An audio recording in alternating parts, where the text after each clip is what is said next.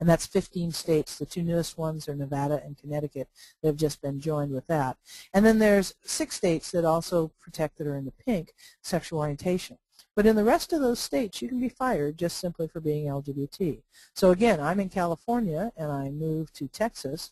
I may be all right because my company may have domestic partner policies and equal opportunity non-discrimination, but my partner might be a school teacher in that area and might lose her job as a result. So it's an important reason why we need the federal protections and why the U.S. was not a solid color.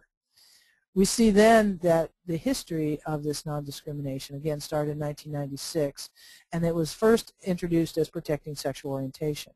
President Clinton stepped up in 1998 and issued an executive order to protect federal workers because they could also be fired.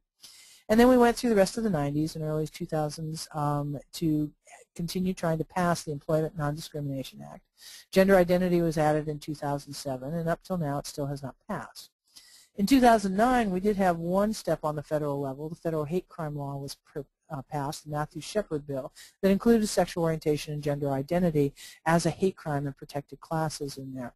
So that was the first time both of those were mentioned in federal laws. In 2010, President Obama also issued an executive order on prohibiting discrimination for federal workers, and Don't Ask, Don't Tell repeal process passed and is now in process. 2011, employment non-discrimination has been reintroduced again, and we're still kind of waiting. So that federal protection is an important part that we would share with all of those other groups. If you think about your own life, you know, as a woman, as a person of color, if you have a disability, if you're over 40, those rights and protections are important for you keeping your job. Because what do you want out of a job? How do you want to be?